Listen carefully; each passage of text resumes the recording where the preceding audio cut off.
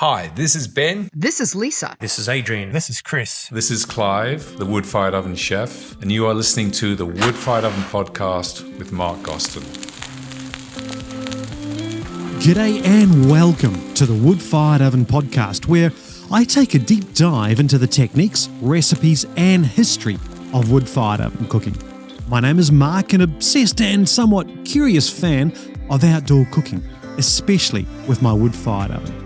Follow my podcast in your favourite app and listen in as I go searching for the best recipes, tips and advice to both supercharge our cooking skills and motivate you to light up your favourite outdoor cooking gear this weekend.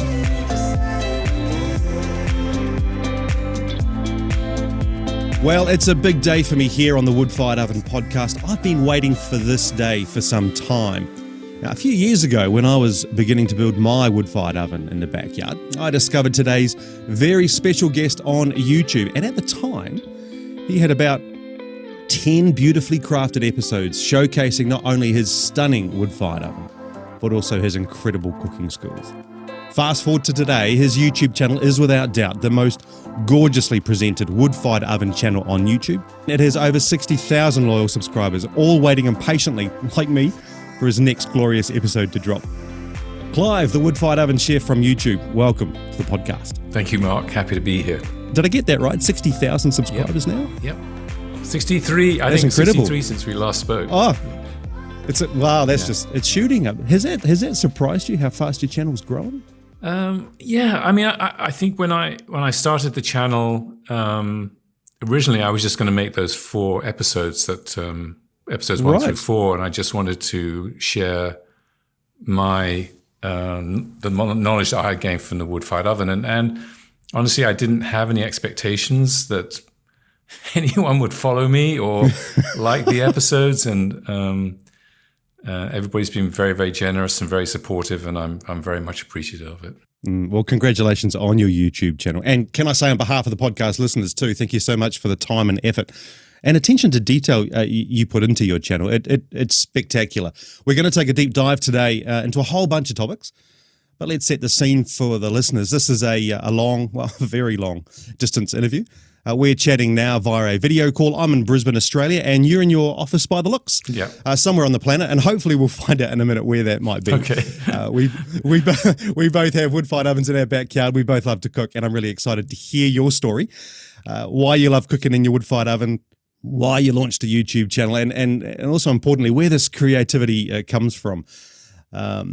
Just another note, a few weeks ago, you very kindly posted a video up on your YouTube channel, letting folks know that they could send in audio questions to the podcast. Thank you very much for doing that. I really appreciate that. We've got a stack of brilliant questions to sprinkle throughout the show, so stay tuned for those. Okay, let's kick off with an easy one. What got you into wood-fired oven cooking? Where does that passion come from, Clive? Well, I love cooking. I come from a family a family of cooks, not really in professional sense, but my mum and dad were good cooks, and my brother and sister are very good cooks, and we're all quite competitive with each other. So we've all cooked, and my family, our 2 daughters, are very good cooks. So it's just it's a passion for all of us, and my wife's a really good cook when I let her get into the kitchen. So you do cook in your normal kitchen at home a lot too? You know. And then I had one of my best friends, he was actually best man at our wedding. He had a wood-fired oven. And like best friends, you're quite competitive with each other. And so I was really inspired by his wood-fired oven. And he had gone to Italy to do a course on using the wood-fired oven, and it sounded amazing. And so I just thought, I want a wood-fired oven. And that's great. And a lot of people ask me, what's the first steps in getting a wood-fired oven? And I say the first step is to make sure you have a fantastic wife or husband or partner who will support you in that endeavor. My wife's been, because as I say to a lot of people, a wood-fired oven, building a wood-fired oven is a big investment, and you need to do your research on it. You need to do it properly. and depending on what you're building, it can be quite a financial investment. And she's always been very, very supportive of it, and I'm very grateful for that. How long have you been cooking with your oven? How old is it? It's about. I feel in a way I was slightly late to the wood-fired oven game. It's about 15 years old, the oven. So it doesn't look it. Looks brand new. Yeah, well, give it a coat of paint every couple of years, but yeah. So we're going to discuss your YouTube channel a little bit later, but what motivated you to start the most successful and delightful YouTube channel on wood-fired oven cooking? The business that I'm in with my wife, we held to by our clients. We hold ourselves to incredibly high standards. And I was looking at a lot of the content on YouTube about wood-fired ovens, and I didn't think the content there was some interesting content, but I didn't think the quality of it was very good.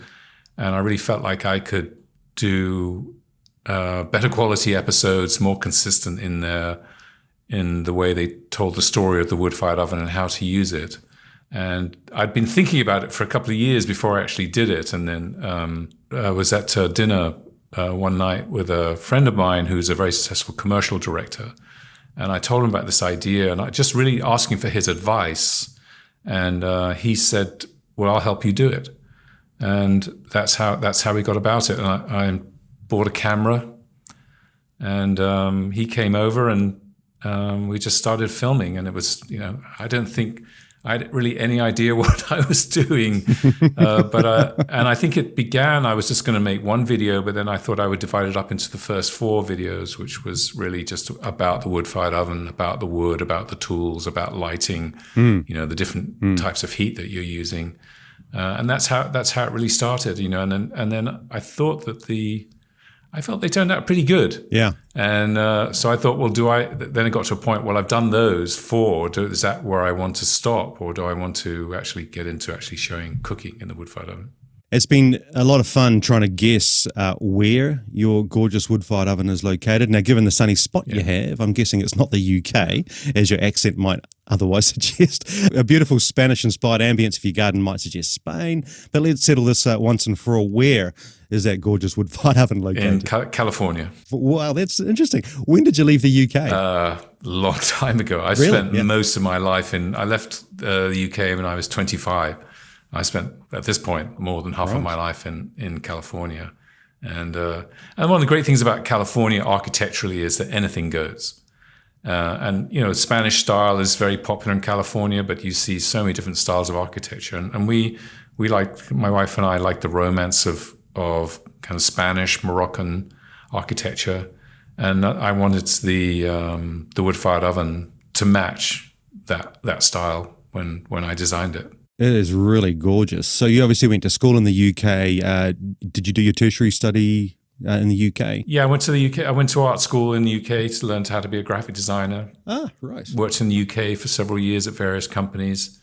And then I came out to the States. I lived in New York for about 7 or 8 months. And then I drove across country with a couple of other English guys to California.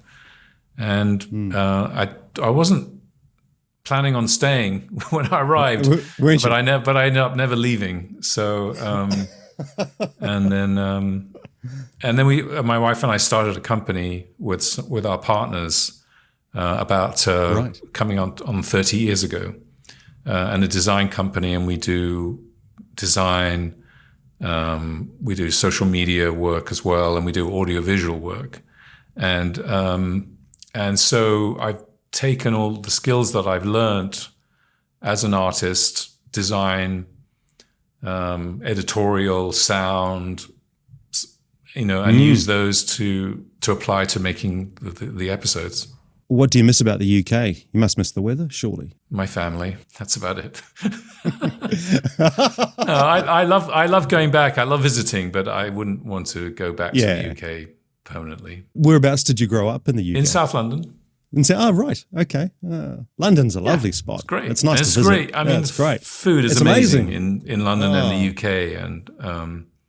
And growing up in London, it was around the time of an influx of Indian people to the UK, and there was always a great choice of kind of ethnic cuisines throughout London. And I just think some of the best Indian food I've had has been in London. So you talked about cooking and food and how competitive your family is with food.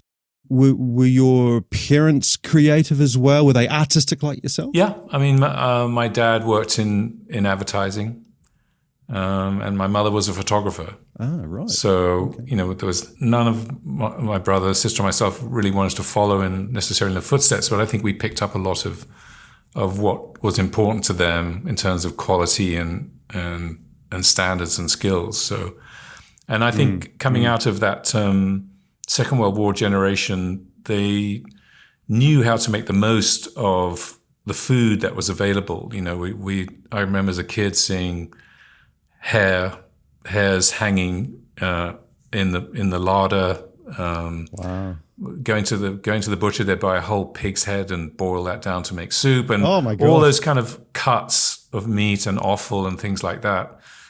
I mean, I didn't like everything. I couldn't stand tripe and things like that, but it was being exposed to all that that kind of food, and it was very much must have had an influence on the three of us when we were kids. You could probably fit a pig's head in your wood-fired oven. Well, it's funny. One episode I wanted to do a suckling pig, and certain laws in California don't allow, the slaughter of young pigs. And then when I started reading into it, I was thinking, it's probably might not be a great episode to do. Might upset a few people, so I haven't done that. Yeah, feedback. Oh, so I thought I did pork chops instead. That's safer. You don't get to see little Jimmy's face. Exactly. So, no, okay. Now you're often joined on your episodes by another very photogenic individual. Your gorgeous dog. What's your dog's name? Oh yeah, Truffle. She's a girl. Yeah. Girl. And does she enjoy your cooking? She needs a lot of bribery.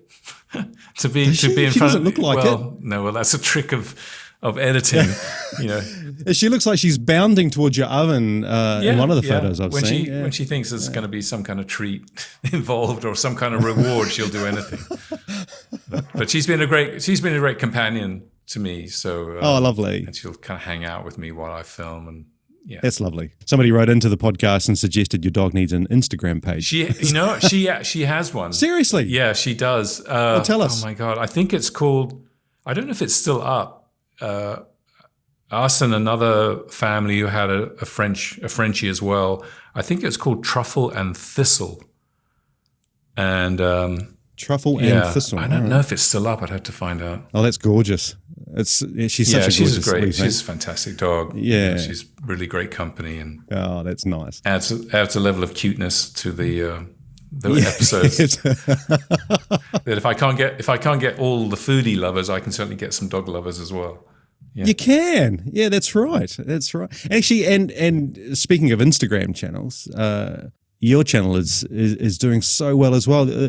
I mean, you say you didn't want to follow your parents into what they were doing, but your photography skills are amazing. I think that again, probably from my mother, but also over the years we've had our business, we've worked with a lot of photographers, done a lot of photo shoots. So I've learned, looking over the shoulders of some really amazingly talented photographers. Yeah. So I've learned about lighting and cameras and lenses and exposure and depth of field and all those kinds of things. So let's have a chat now about your wood-fired oven.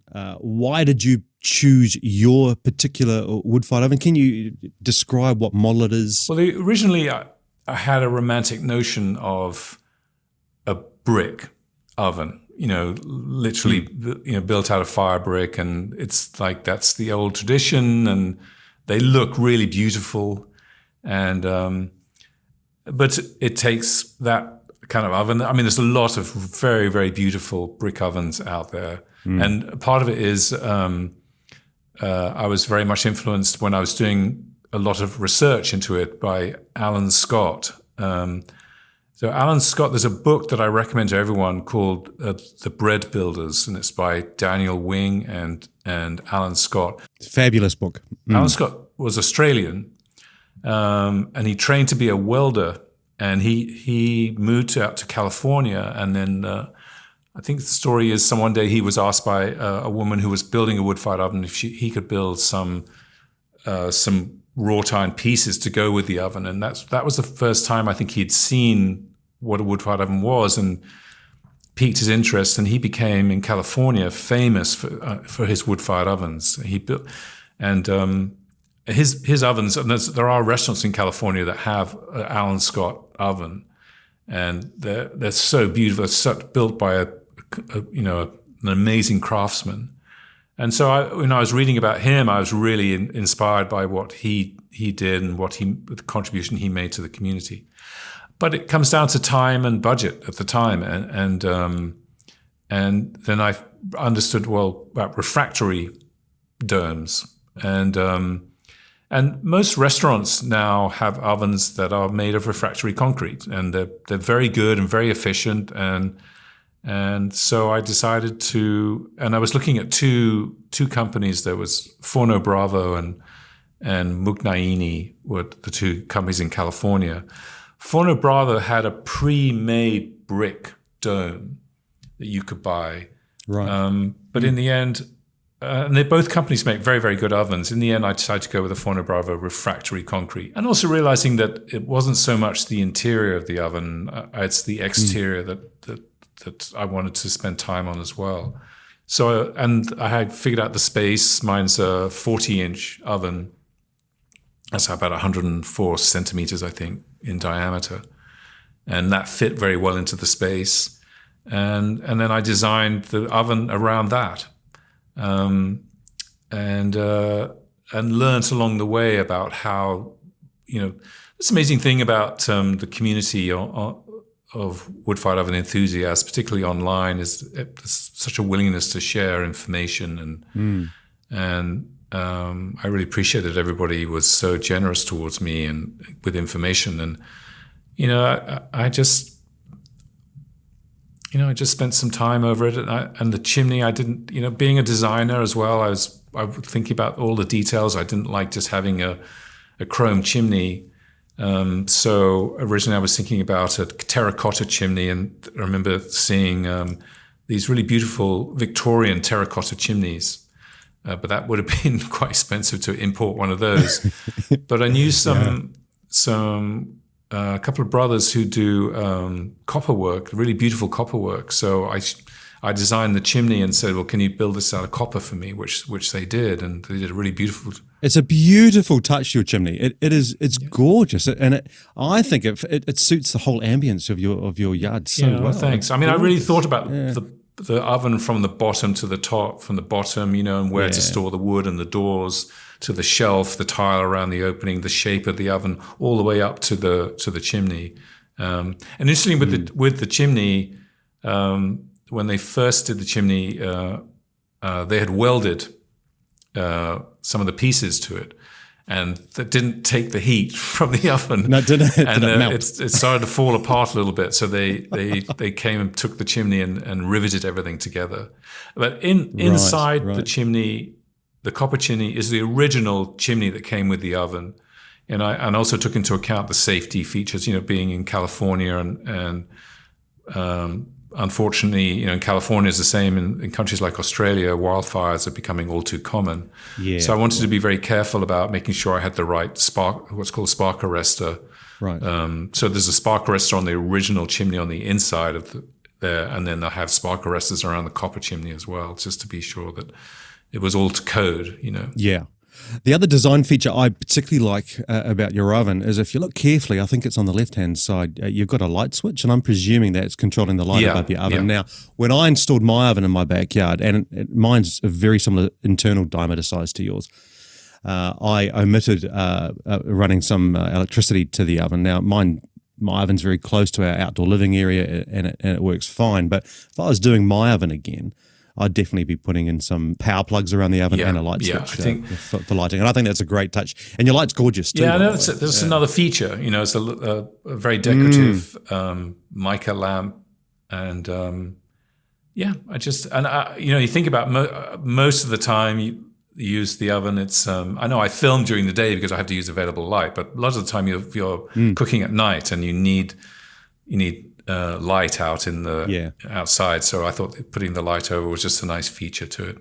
And then picking the tile, some of that tile you see around the oven we have in the house itself. Oh, nice. But also I knew that the tile directly outside the oven opening had to, you know how heat travels from the fire out to the opening.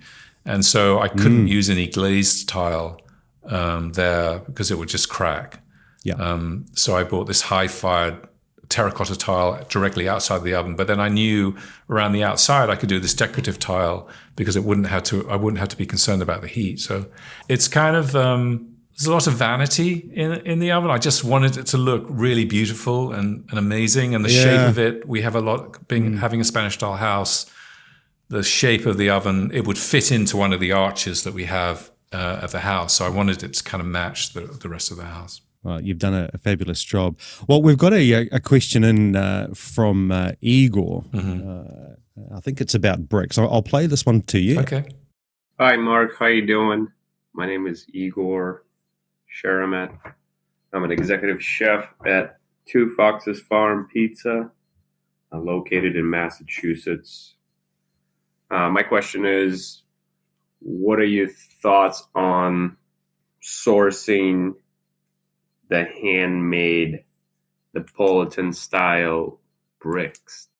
Well, Igor, I would say if you can afford to source them from Italy and you have the budget, go ahead and do it. And it's a good thing to tell your friends, but I don't think you necessarily, if you were going to spend money, I would spend money more maybe on the exterior or other features of the oven rather than necessarily getting bricks all the way from Italy. I'm sure Italians that country has such a rich history of cooking in the wood oven. I don't know that it would be necessary because I do think it would become just something to tell your friends that I'm building. Those are Italian bricks, and be nice to say that though. Yeah, it would. Yeah, I'm very happy to share the drawings of my oven with anybody who asks for them. But I'm actually working on a plan, not to build, but to plan where if you take the right fire brick. It could be from Italy. If you cut them to the right angles for each ring of bricks, that they would sit together with just using gravity, not using any cement at all. The same way that the Romans built arches, they built an arch and the arch rests self-supporting. Yeah. So if somebody wanted to build, it would be a very expensive oven to build because you'd have to cut every single stone, every single brick in order to do it. But I think it would be an interesting experiment to try one day. Did you build your oven? No, Clive, or did you have somebody come in and cook, but I can't build. No, well, that was one of the reasons I already knew of a great stonemason who'd done some work for us at our house, and his name was Mauro Boccia. He helped me when I was designing it. He had some suggestions with it, and then he came and he just did the most amazing job. Even down to the point with the light. I told him I wanted the light, but he knew that the conduit for the light had to be as far away from the oven as possible because of the heat to take into consideration. And I don't know if I really realized at the time, the size I was building it, that it meant that I would have a huge thermal mass because it's so around the dome. And I learned more about that from him as well. So yeah, he's amazing. I don't know what happened to him. I tried to contact him over the last few years, but he's just kind of disappeared. But he did such a beautiful job. A real craftsman. Planning the location of your oven at your property. Can you just talk us through your thought processes behind that? I know when I did my oven, I must have spent 3 or 4 months with my wife figuring it all out. We drew up our own plans on grid paper and practiced walking to the oven. And it took us ages. It took me 3 months to build the thing, but it took me probably the same, just trying to figure out how it was going to flow. Can you talk about that? And I guess for the listeners who are thinking about building their own wood-fired oven, what considerations they should consider? Well, one thing is about what space do you have outside your house anyway, in your garden, about where you place it. And I think probably consideration would be neighbors as well. So the location of your house and the location of neighbors, because no matter what with a wood-fired oven, you're going to create some smoke, especially usually when you're firing it up, it creates some smoke. So for us, we already had a kind of a outdoor barbecue area. So I knew it needed to be there, close to that. I wanted it far enough away from the house that when that initial firing and the smoke doesn't, you can't totally eliminate it, but some smoke will kind of travel around depending on the wind direction. So I wanted to put it far enough away that it wouldn't fill the house with smoke, but also close enough to where the kitchen was that it wasn't that far to walk to and fro. Yeah. But what I try to do, and I'm not always successful, is when you're going to use the wood-fired oven, I think preparation, not just of the oven itself, but of when you've got your food, try to have everything out where the oven is, so you're not running backwards and forwards to the kitchen, but and close enough to the house. And we have our outdoor dining area with a circular table there that the oven's close enough just to be easily bring food to the outdoor dining area as well. So it was partly to do with necessity, the location, and just partly to do, I thought that was the best place for it. So do you have neighbors that are close? Is that smoke a particular consideration for you? The reason I ask that is for me, I've got neighbors on 3 sides of our property and they're close. So I have to modify how I do my light up a little bit when there's a bit of smoke generation, particularly at the start of the day. Is that a problem for you in your location? We got a neighbors on, I think, like you, left and right and in front of us, but not behind us. But there's a fair bit of distance. We're lucky to have a fair bit of distance between us and the neighbors. Right. So it's not been an issue in terms of smoke. I would say the different issue with smoke would just be because California is susceptible to wildfires, and there was a period, I don't know if it was last year or a year before or somewhere, there was a ban on outdoor open flame. Right. I have had one time I fired the oven up and somebody came to the house because they saw some smoke and they were concerned about, and then I explained I had a wood oven and it was fine. So, oh wow, yeah. I didn't invite them in for dinner. But, well, that was nice of you. Yeah. We've got a question in from Jay. Thank you, Jay, for sending in your question. Let's take a listen. Hello, my name is Jay, and this question is for the Woodfire Oven Chef. I was wondering if you could talk about seasoning your oven at the very beginning when it was first built.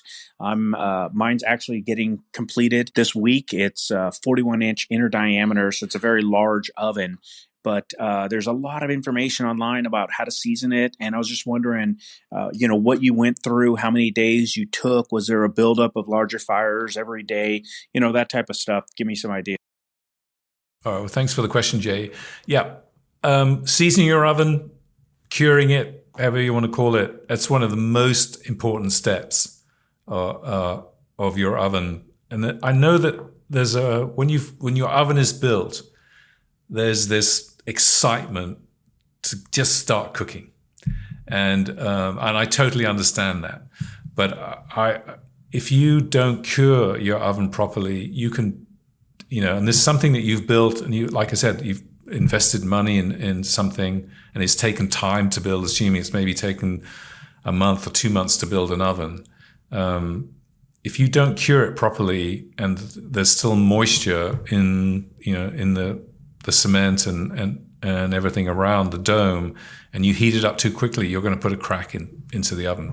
And I spent a week, which is longer because I think the recommendation that I had was 5 days from the manufacturer, but I took a week to slowly build up. I started with a tiny fire, almost seemed pathetic to even light it, but it was a tiny fire.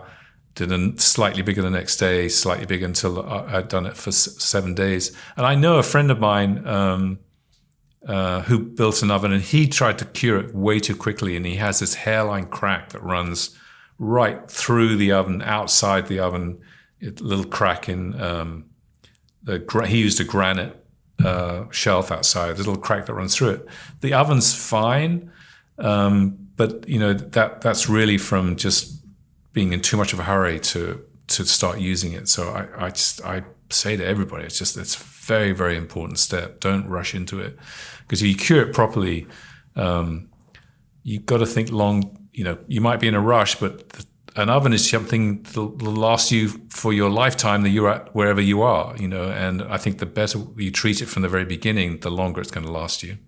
Yeah, I think I took about 7 days curing my oven.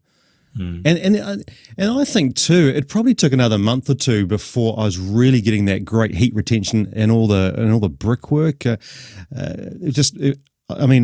Mine's an individual brick oven, and there was obviously a lot of mortar, a lot of water, moisture right through the oven, probably for a few months until it was all evacuated, until it all disappeared.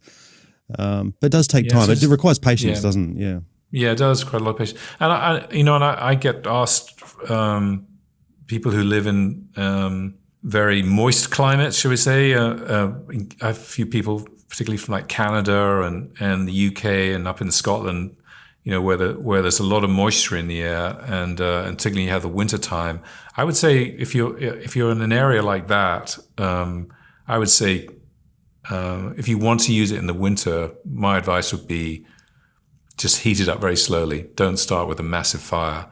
And then if you haven't used it for the winter, I would say spend a few days re-curing it just to get that moisture out. Over the last couple of days, we've had a few questions come in via Instagram, and Tide and Trail asks, if you had to build the oven again, what would you change?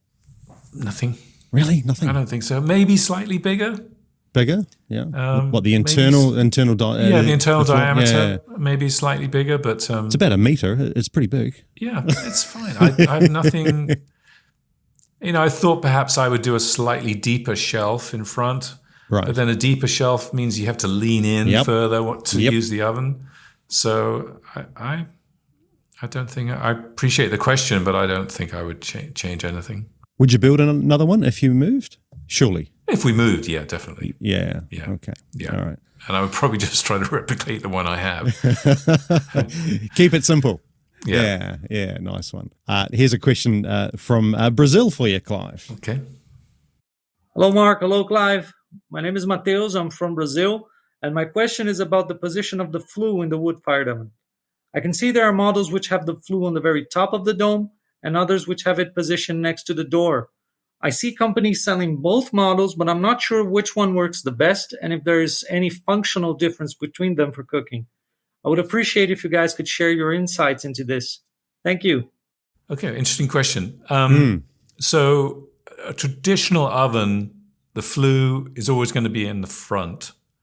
And when you put the door on, the flue will still be outside of the door, outside of the oven, is where traditionally the flue will be. I know there's some ovens where the flue, rather than going straight up like it does on my oven, it goes back over the dome and then goes up once it gets to the center of the dome. So I think it's the same idea that the flue is still outside the oven, outside the door, but just the flue goes back. Honestly, I don't understand why you would do that. I've seen that in restaurants too. Maybe it's a space. Yeah, it could be. It could be because of restaurants. Only thing I'm not sure about is when you have the flue going back over the dome, does that limit the space for your thermal mass for your insulation? I don't know if that affects like that. In terms of actually the chimney right in the center of the oven.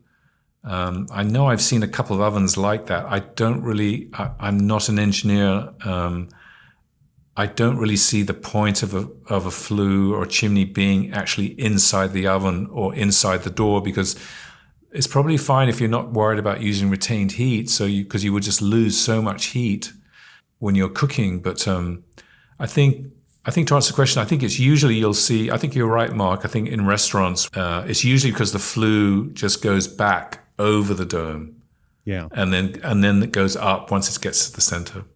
Infaced Instagram asks, have you tried Uni pizza ovens? Have you tried the smaller? I'm not overly familiar with this brand. Are you familiar? Yeah, so I'm familiar with Uni. Gosney make a small oven. They operate usually with pellets. I've never used them. I think anything that gets people into cooking in a wood oven is great. It's a start. I mean, I have to assume that anybody who has an Uni or a Gosney or one of these other smaller ovens, that's the first step to getting something larger, more permanent. But I think if it's an introduction and it piques their passion to using it, I think they're a great idea. I think a lot of those smaller ovens are used, for making a single pizza each time, and they're great for that. But there's so much more you can do. You can put pans in there, skillets, and there's so much more you can cook in those things. Whether it's your budget to begin with, or whether you're just nervous about getting into investing in something bigger, try one of those small ovens out and see how it feels.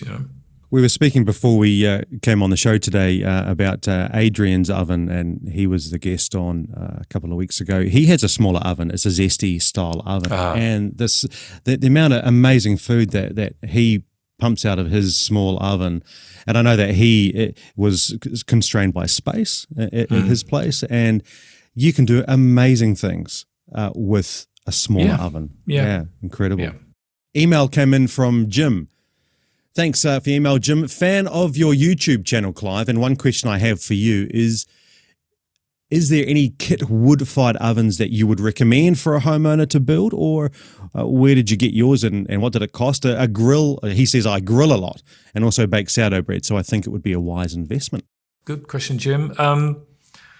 Mine's a Forno Bravo, and it's been a great oven to me. Forno Bravo, again, in California, there's Forno Bravo, Mugnaini to name. There's a few more manufacturers in California, but those are the main two, I think. They make kits. They make pre-made ovens that, already tiled that they'll deliver. They make smaller ovens those little smaller ones that are on a little stand that you can wheel around with your yard wherever you're going to go. I think it just depends where you live. I know, for instance, in Australia, the Melbourne Fabric Company, I think Ben. Great. That's the oven I've got. Has a great company. Yeah, he has a great company, and he does a variety of. I would say find a local manufacturer. There's on the East Coast. There's the main. They're called the Main Fire Brick Company, I think. They make beautiful wood ovens, very artistic ovens. They have these completely copper exterior to them. They look really beautiful. So I would just say try and find a local supplier. In Europe, there's lots in the UK and France. There's a company called Pagnol who make very nice kit ovens out of refractory clay. I think you just have to come up, what is your budget? And maybe your budget starts with something small, and one of the pre-made ovens, and then you can, if you enjoy it, then you can maybe start saving up for something much larger. But I think a lot of it depends on. I know, for instance, I know Ben at the Melbourne Fabric Company. I know they ship all over the world, as I do think Forno Bravo as well. So I think Ben has a company in the States, or there's some relationship up there, so you can get his ovens in the States too. So yeah, I think I would say a good manufacturer, somebody like Ben or like the people at Forno Bravo. Yeah. Talk to them. They're just fantastic people, passionate about what they do, and they'll really help you figure out what you need. What would you say would be the single most important consideration that you would advise somebody building a wood-fired oven? Oh boy, other than having an amazing wife, or husband or partner. That's assumed, right? Yeah, yeah. I'm very blessed too. Yeah. I would say how much you're going to use it. Once you get the passion, I think, I don't know. It's a very good question. I just think you've got to have a passion for cooking, first of all. I don't think a wood oven is something you could just build it and just have it as an ornament in your garden if that's what you like. But I think if you have a passion for cooking, the wood-fired oven is just an amazing way to cook. It's very different. Not to say the kitchen, I cook in the kitchen all the time on the stove, use the oven, and you can produce great food using that. But there's something very elemental about cooking in the wood-fired oven. If you think about the elements, the wind, we love it when it's somewhere really windy, and you get blown about, or you're on the coast somewhere and there's huge waves. There's such a power to it all, and I feel the same when we've all sat around a big bonfire. Yeah. And you just stare into the flames, and there's something really hypnotic about it.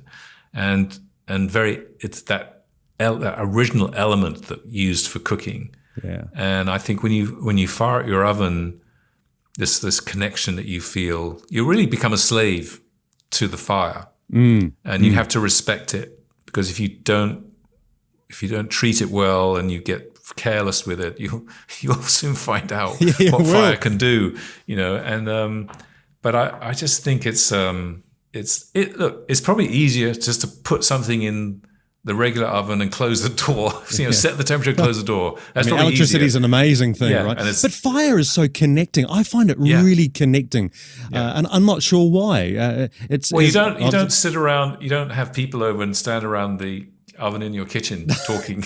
They might have when they first came out. Look at this oven. Looking at the food.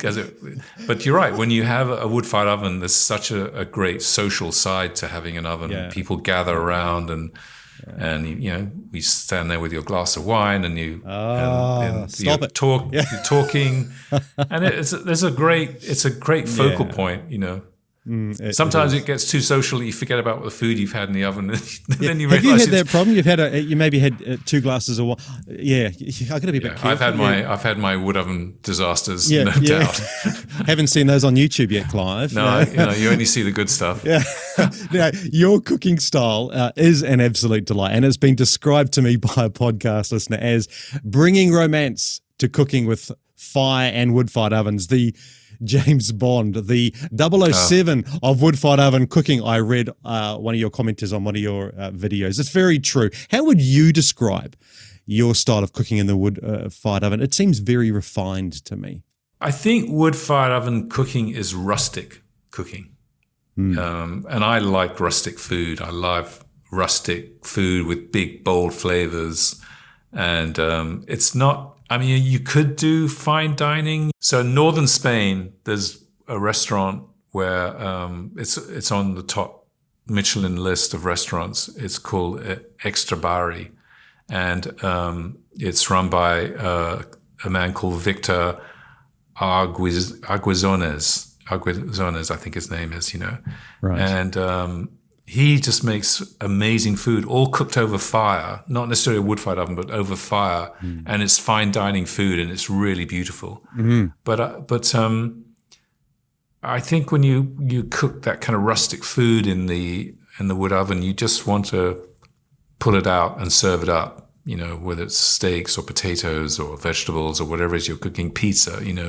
You just want it to pull it out, and it's wood-fired cooking is not. The food doesn't have to look perfect. Pizza never looks perfectly round, or you always have one side that's slightly more burnt than the other, but it's a part of the charm, I think, of cooking. I try to do kind of fine dining dishes, and just like, no, this is not worth the hassle. Just people want to come over and they want to have food that really tastes great, really great. Yeah. I think my food is rustic. Yeah. Favorite chefs, folk that have inspired you specifically with your wood-fired oven cooking? I'd say that comes in phases. When I was younger, there was a crazy Englishman called Keith Floyd who had a great TV show, and he loved his food. He loved his wine. He cooked a lot of French food. His show was all, he cooked out in the open a lot, and I like to follow chefs that make me feel like I could do that. Yeah. Not, the Joel Rubichons. I mean, you've got to admire the skills of people like that, and El Bulli, not Jose. Oh my God, I can't remember the name of the guy from El Bulli. But that kind of food, it's incredible food, but I couldn't do that. Yeah. And so I like people like Keith Floyd and Nigel Slater. And I think that, for technique, being in the States, there's Julia Child, who had one of the most influential cooks in America. Julia Child and Jacques Pepin, I learned a lot about technique from them and basically skills, Italian food, you can't go wrong with Marcella Hazan. Middle Eastern food, there's Claudia Rodin. She's amazing. Spain, I love Jose Andres. I mean, if you want find somebody whose enthusiasm is infectious. Jose Andres is just incredible cook. Right. And then there's a Israeli chef, Yotam Otenlengi, his name is, and he's based in the UK, but he does a lot of Middle Eastern food, and he has fantastic books, and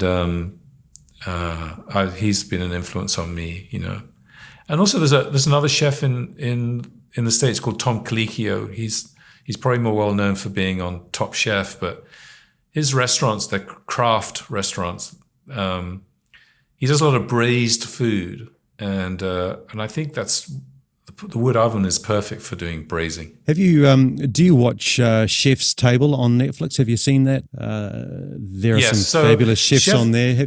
Yeah. So Chef's Table was a huge influence on me in terms of the way things look. Right. It's so beautifully done.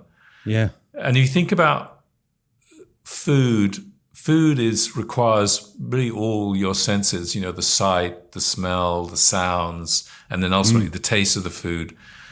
When you're doing stuff for YouTube, you have the sight and the sound. You can't necessarily convey the smell or the taste. I mean, I have had some people say, "Well, why don't you taste the food?" And I don't know, I just can't see myself getting in front of the camera and eating the food and going, that tastes amazing. I don't think you've ever done that actually. No, I haven't. I can't. No. I tried it. Lots of folk do though. It's like on Instagram, it's a thing. People just they munch into their. I tried it. I felt like such a prat. Did you? Yeah. So because every chef who cooks food, when they taste it, they go, "Oh, it's amazing," Yeah. So I think, and that was one thing I liked about Keith Floyd. I remember an episode he did where he did something with abalone. He spent the whole episode cooking abalone, and at the end, he tastes it and goes, "Oh, this is terrible. Let's go down. Let's go down the pub." I just thought, chefs make mistakes. Yeah. So I think part of what I want to convey when I make each episode is just visually make it as beautiful as possible. Yeah. Because I'm trying to, the videos are aspirational. I want to inspire people to use the oven. I want to inspire them to go beyond pizza. And baking pizza is fantastic fun, and it's what the oven is made for. But the oven is such an amazingly versatile bit of kit. There's so much more you can do, and I think people, when they look at food, they want to go, "Oh my God, that looks amazing. I bet it tastes good." So I spend a lot of time just making sure that everything just looks as good as it can. Yeah. And that was very much influenced by Chef's Table and some of my favorite episodes on that. Actually, Cooking with Fire, there's the episode with Francis Malman, who's an Argentinian chef, and Lennox Hastie, who is in Australia. Oh, great episode. Yeah, his stuff is very inspiring. And I think my favorite episode is with this Brazilian chef, Alex Atala, and he has a restaurant in Brazil called Dom, D-O-M. Right. And his lifestyle is so amazing. Is it? Yeah. And the way he dedicates himself to his food, so it's all very, very inspiring to me. And it's the same when you watch those episodes. You watch it because of the beautiful cinematography and the food, just the way they present the food. They're really craftspeople. Yeah. The chefs, not just the chefs, but the people that are making those episodes are just beautiful craftspeople. And wonderful stories on those shows too. Very inspirational. It really is. Ramal, Instagram, sent me a message during the week for you. He asks, it takes a while to heat up a wood-fired oven and cook, and he's interested to know how often do you actually use your oven, and do you cook in it ordinary meals? Ordinary. I mean, your YouTube food, surely you don't cook like that every weekend. No, I don't. I mostly cook in the oven to film for the YouTube channel. Right.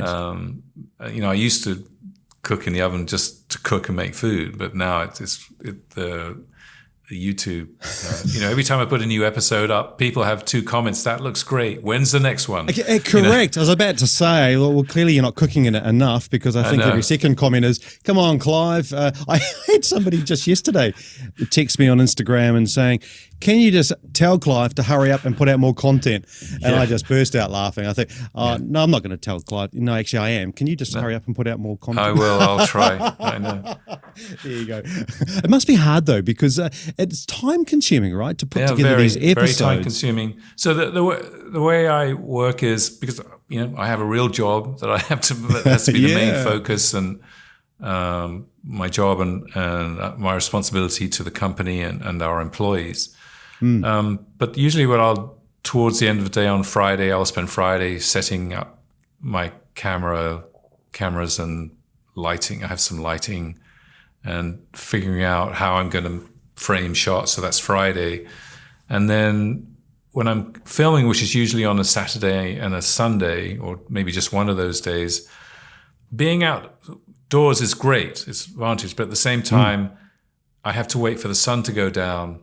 So I'm not cooking I'm not trying to film in direct sunlight. And then once the sun is low enough in the sky where I can start filming, I only have a few hours before it gets too dark to film. So that's quite a small window to get everything right. Yeah, exactly. Yeah, right. And it doesn't always go right. And I have to start over, on the next day. And so it takes time and writing the script, figuring out what I want to make, filming it, editing it. I'm doing everything myself.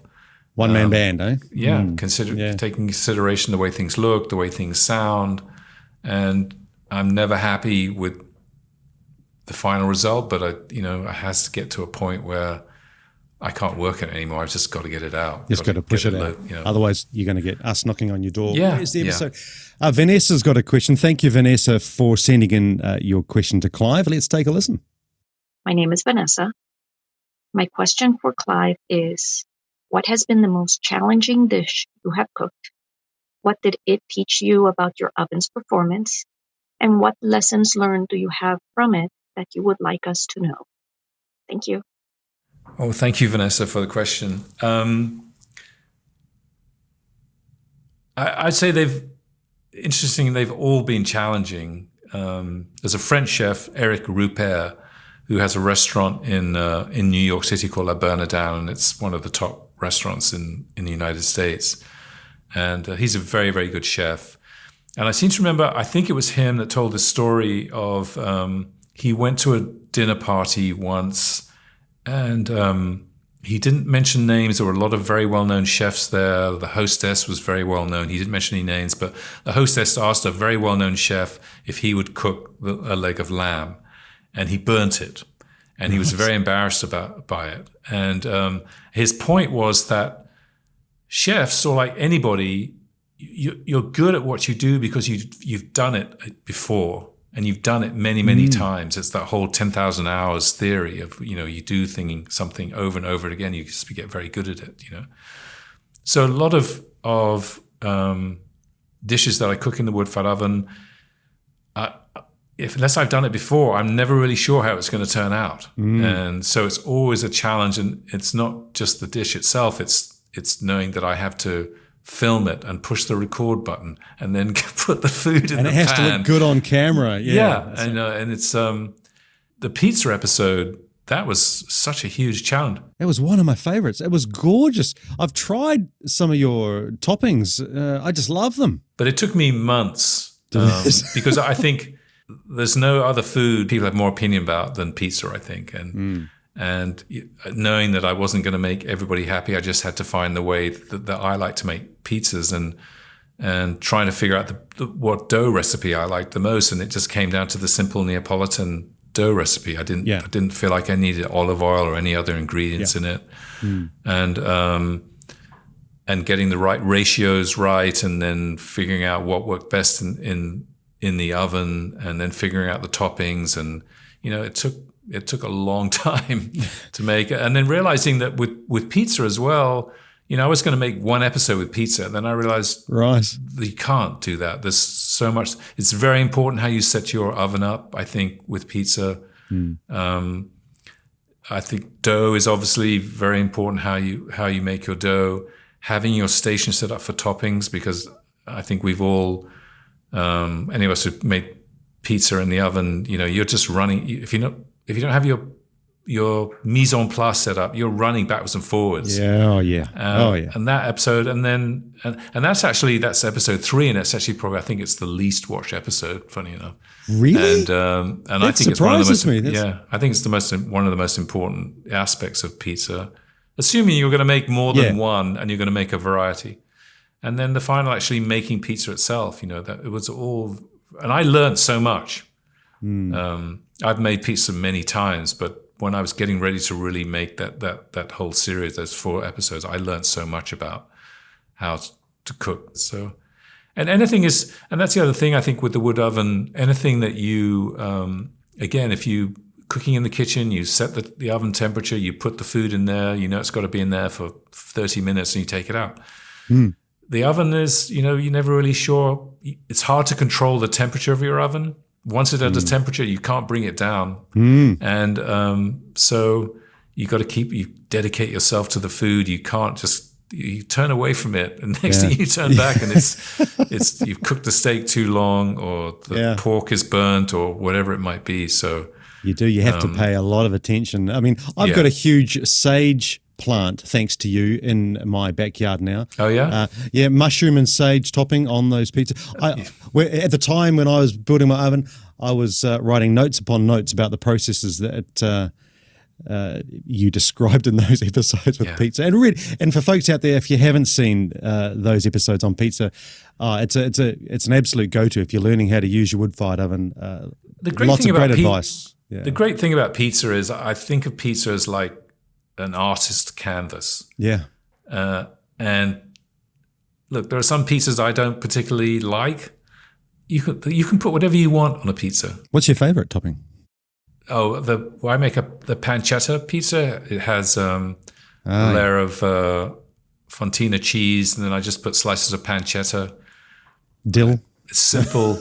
It's really, I put the dill on afterwards. That's simple ingredients, and that's my favorite pizza. So just think of it like the canvas. Who cares what anybody thinks about what you put on your pizza? If you enjoy it, then it's a great pizza.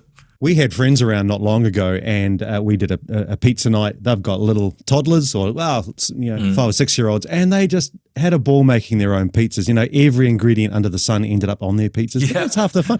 And of course, it doesn't really come out of the oven. It sort of it becomes a permanent fixture in the oven. Yeah, that's the great thing about kids with pizza.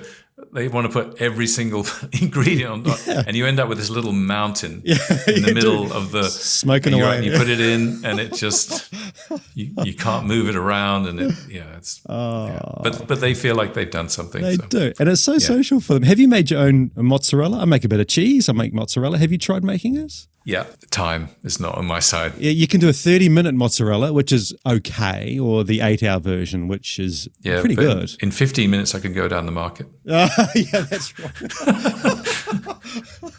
Yeah, okay. Yeah, fair enough. We've got a question from Mike. Now, Mike's from Cockermouth in the UK. It's up near the Lakes District. My gosh, that's a lovely spot up there.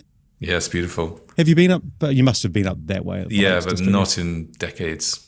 I imagine that's a great place to have a wood-fired oven. Great location. Yeah, it gets pretty cold. It really is a gorgeous little town. I remember buying sausages from Tony Harrison's Butchers on Main Street there. Picked up some lovely sausages. Oh, really? Oh, it's lovely. Anyway, let's have a listen to Mike's question. Hi, Mark. It's Mike in Cockermouth here. I'd like to leave a question for Clive, the wood-fired chef, as to his pizza dough recipe. I've been using his Neapolitan dough recipe for about 18 months, and it's the most successful pizzas I've made in my wood-fired oven. I've been trying recently to use a sourdough recipe, and I have had little success in making those pizzas work. I wonder if Clive had tried a sourdough. Yes, I have tried sourdough, not as successfully as I just doing a Neapolitan dough. And I wish, I know I've had a lot of requests about sourdough pizza dough, and I will get to it at some point, but I'm not ready to actually have a recipe yet that I think will work. So, and plus, I've got too many other things on the list I have to cook to satisfy people to get more episodes out. Yes. Oh, yeah. We're all very impatient. Yeah. If anybody out there has a successful sourdough pizza dough recipe, I'd love to hear about it. What about light up methods? When you cook your food, do you always like to clear the dome and perhaps cook on falling temperatures? So originally, as I do in the episode 2, no, I can't remember which episode now. Oh, 4, I think, the first episode in that series, episode 4, when I actually light the oven up and you make that kind of log cabin out of your, and I fire it from the bottom up. And it creates a huge fire, and it pretty much clears the dome out. But it creates quite a bit of smoke, or can create quite a bit of smoke.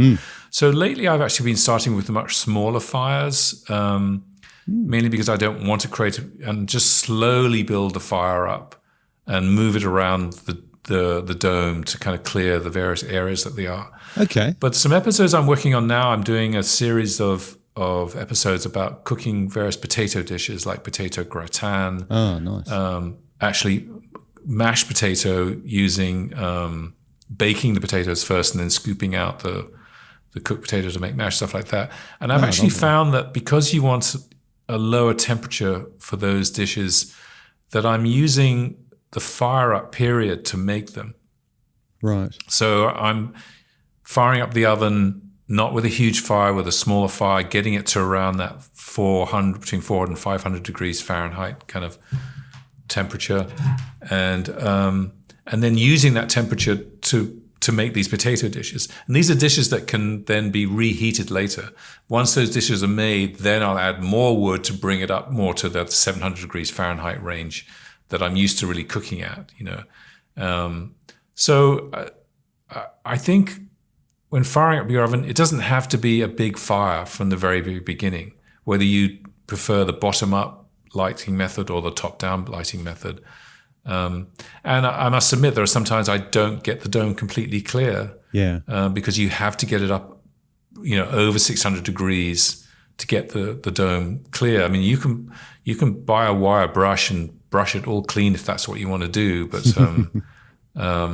so I think it's just based on the temperature you need. That said, when you get your oven up to the high end temperatures, again, something I really tell everybody is, the great thing about the wood oven is you're going to have a variable temperature between the fire, wherever the fire is. The hottest part of the oven is going to be where the fire is, and the coolest is going to be where the opening is. And I think it's really good to learn how to use those variable temperatures to cook your dishes, Makes it so versatile, doesn't it? I mean, there's a huge temperature range in the oven, really. And it makes it very, very flexible. I've been experimenting with the top-down light-up method, and I'm finding with my neighbours, it produces very little smoke. Right. I think that the disadvantage is that perhaps the heat is further away from the oven floor, might take the floor a little longer to heat up. But that's working. That's working for me. Yeah. I like to clear the dome when I cook. I mean, I spent 3 months building it. It's nice to see. I know. I mean, having a beautiful clear dome, especially when you're filming. Oh, you want to have a clear dome when you're filming. Yeah, so, yeah. But I think my point is, it's like the time that you take to heat the oven up. That usually takes about an hour or more. Yeah. You can use that period to do a bit of cooking. Yeah. You take advantage of the full time that you've got a fire in there. A question in from Barry from Canada about using the oven door. Actually, Barry has an incredible story, actually. His story involves his 88-year-old father-in-law who opened the first pizzeria in a town called Hamilton in 1957. Amazing. They're coming on the show. I'm very grateful to them both. They're going to come on the show and discuss that story, which is great. But let's take a listen to Barry's question. Hello, this is Barry from Canada. I've just finished building my own oven, and I've learned a great deal from both your podcast and, of course, Clive, your incredible YouTube channel. I'm very keen to know your thinking around the use of a door. I've done the pizza bit, it's going really well, but I'm very interested in the use of the door and how it can manage heat and so on for longer cooks and bread and so on. Really interested in what you have to say around that. Love it all. Looking forward to your answers, boys. Well, thanks for the question, Barry. I really don't use my door very much. I know there are a lot of wood-fired oven enthusiasts who use the door to vary the opening that they have in terms of the airflow into the oven. I never do that. It's partly because I don't want to have another thing to think about. I just want to be able to use the oven and cook my food and be able to pull the pans in and out of the oven and use the peel without having to think about moving the door. But I do use the door for two things. One is just to seal the oven up when I'm not using it, and two, for retained heat cooking. I think that for me, that's what the purpose of the door really is, particularly if you have an insulated door, is when I'm done with the oven at the end of the night, I pull the coals out over the floor, all the embers over the floor. I seal up the oven with the door, and I know when I come back in the morning, it's going to still be around 600 degrees, 600 degrees Fahrenheit. So that's about 300 degrees centigrade. And then I'll use the oven on and off. If I want to bring the temperature down in the oven, I'll kick the door off. If I want to maintain a certain amount of heat, if I want to put something in the oven, like doing bread, that's around that 500 degrees Fahrenheit, 260 centigrade sweet spot. With doing bread, you want to keep the oven sealed up. So once the dough goes in, you add some steam, put the door on, and then hope that it's going to turn out good. And that's what, it's not like in the kitchen where you have some glass, you can keep peeking in at the glass and see how things are cooking, so you have to trust your instincts a lot more. But I not that I think that the door is, there's a lot of people who use the door and they find it a very useful method for cooking. I just not, I don't see any reason to hide the fire when you're using it and hide the food, and you've got to keep an eye on the food while it's cooking. So I hope that answers your question. It's not quite the same when you have a glass of wine and you're sitting back in your chair watching an episode on your iPad of Clive and you're looking at your oven, and if you can't see the flame, it's just not the same. No, exactly. But for retained heat cooking, it's an essential part of your kit. Tell me a little bit about your preferred placement of the fire in your wood-fired oven. Was that it? No, that was it. Yep. Okay. On the very long list of episodes to do on the oven. So usually I have it at the back because I like to be able to use the variable temperature. That gives you the much more versatility with it in the back. Agree, yeah. And it's going to slowly drop off as you get to the opening. That gives you great versatility. A lot of the time I'll use it either, if you think of the back of the oven as 12 o'clock, I'll put the fire at around 9:30. Right. Or 1:30, if you can imagine that. So it's not quite to the side, it's kind of between the side and the back. I find then that with the fire there, it's the same if you put the fire to the very side, which is mostly, I only really do that for pizza to the side. But you have the heat from the oven and you have the reflected heat from the wall as well. So if you put the fire around, let's say 9:30, so it's slightly to the left of you as you're looking in the oven, you can then either have the dish that you're cooking out near the opening where you have much more a cooler air and you have the convection air coming in, or you can have it pushed in a little bit further. It's still reachable, but you're having that heat, the reflective heat from the radiant heat from the wall of the side of the dome as well. I don't know if I'm explaining it very well, and I think I'll do it when I do this episode. It'll be kind of an addendum to the retained heat episode. But I think mostly it's that kind of 9:30 or 1:30 kind of placement of the fire. It still gives you a lot of floor surface to cook with. You can still gives you the variable temperature to work with, but it changes based on the dish that I'm cooking. So. Yeah. Well, speaking of your retained heat episode, I think that was episode 19. There were amazing graphics in that episode. Did you do them yourself? Yep, did everything myself. That's where my graphic design skills came in.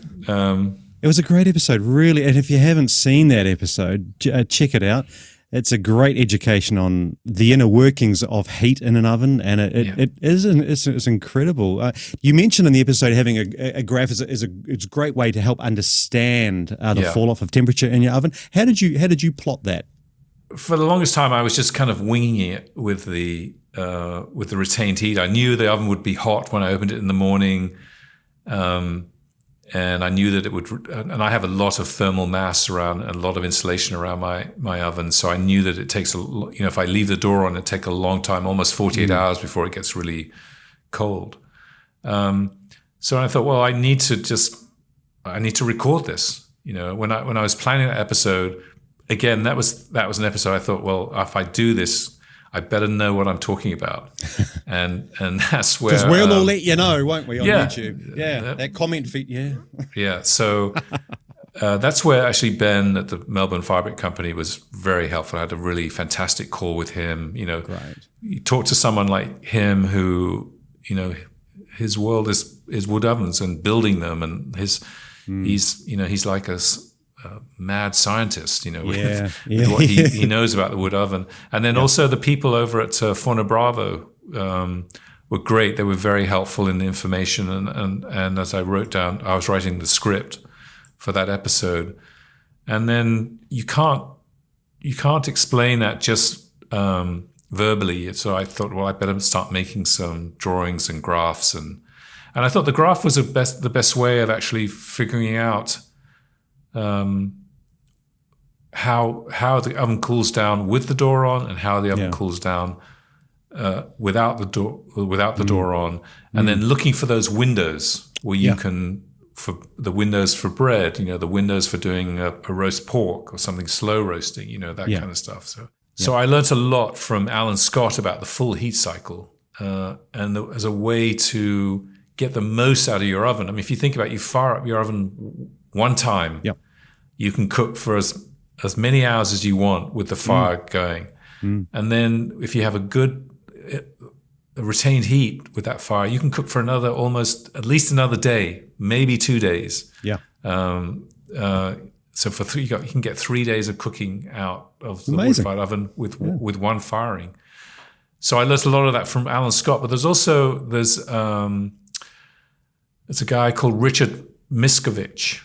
I hope I get his name right, Richard Miskovich. And he has a book called From the Wood-Fired Oven.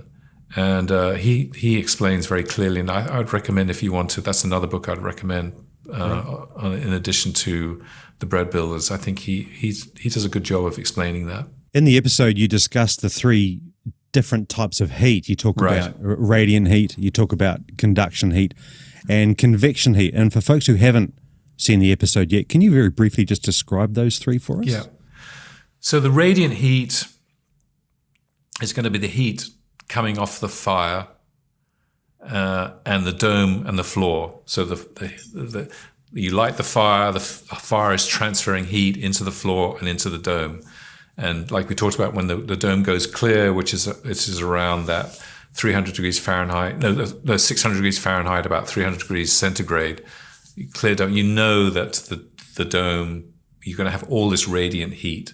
And if you stick your hand in there, you'll feel the heat. And if you have an infrared thermometer, you place it in different areas around the oven, and you'll be able to see where the various temperatures are. And that's going to be your radiant heat.